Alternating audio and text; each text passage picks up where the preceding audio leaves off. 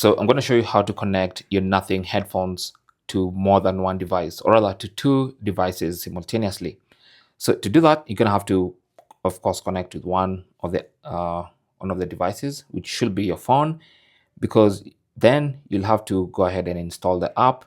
And then once the app is set up, you can now go to the device settings, tap on that, and then under device settings, go to dual connection, tap on that, and first of all, enable that feature. Now, once that feature is enabled, you can see our current device, which is this S25 Ultra. So now you can go to your headphones and press the pairing button. So this is going to be on the inside of the right ear cup, this one right here. So just push it once. That will put the headphones in pairing mode. And you can tell they're in pairing mode because they're going to start blinking. This light will start blinking like that. So it's actually a push and hold. Okay.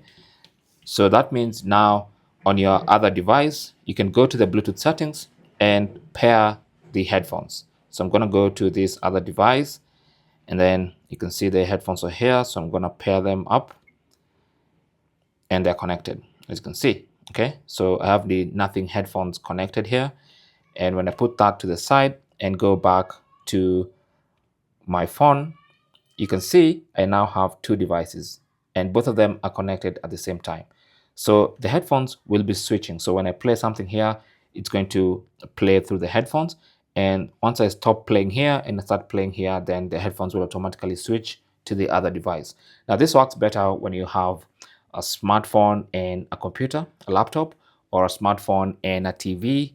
So that's your headphones can automatically switch between the two devices. All right. Thanks for watching and good luck.